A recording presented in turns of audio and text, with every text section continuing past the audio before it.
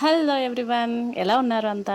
ఈరోజైతే ఒక ఇంట్రెస్టింగ్ టాపిక్తో మీ ముందుకు వచ్చింది మీ రస్న.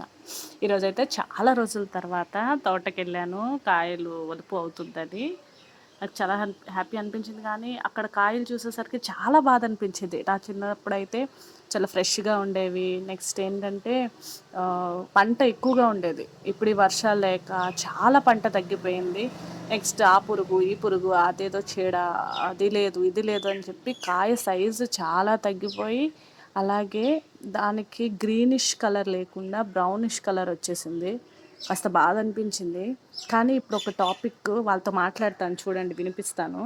అది విన్నాక మాత్రం నాకు చాలా హ్యాపీ అనిపించింది. ఎందుకంటే ఆ అబ్బాయిలు చదువుకుంటానే వర్క్కి వస్తున్నారు. చూడండి, మనకి తుఫాన్లు కూడా బాగా ఎఫెక్ట్ అయ్యాయి అన్నమాట. దానివల్ల కూడా పంట పోయింది.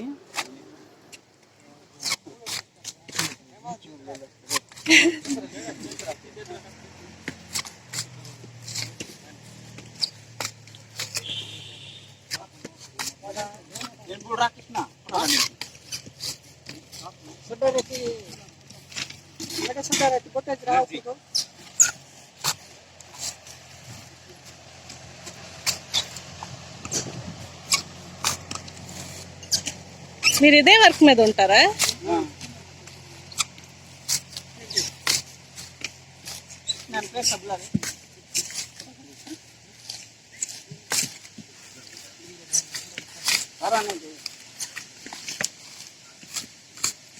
మామూలు మీ శాలరీ బాగుంటుంది కదా అందరితో కంపేర్ చేస్తే?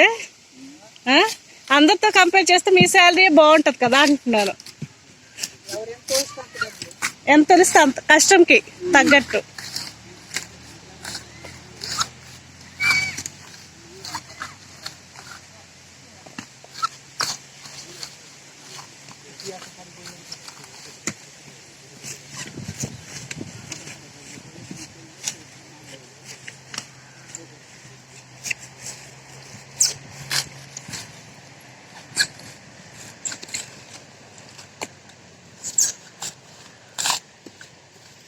మీకు పనంకి ఎంత అని ఉంటుందా?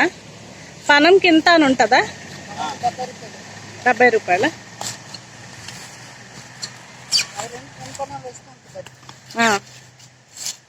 మీకు రోజు ఉంటుంది కదా వర్క్?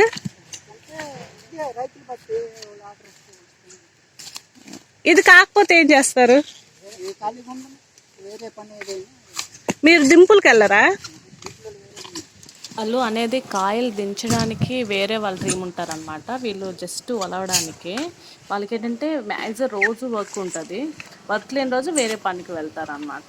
పనికి 70 రూపీస్ వరకు ఇస్తారు. మీరు చదువుకున్నారా? మీరు స్కూల్కి వెళ్ళే వాళ్ళ? ఎంతవరకు చదివారు? హాలిడేస్ అని వచ్చారా? స్టడీస్ ఇది రెండునా? సూపర్ కదా. నెక్స్ట్ ఏంటి?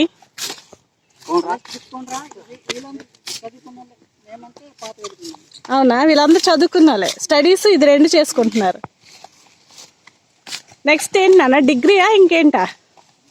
డిగ్రీయా?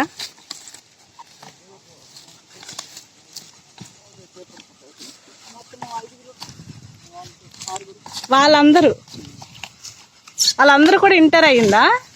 ఇది చూసాక నాకు మాత్రం ఒకటి అర్థమైంది, యూత్ చెడిపోయారు అనేది చాలా తప్పు. వాళ్ళ బాధ్యతలు వాళ్ళకి బాగా తెలుసు అన్నమాట.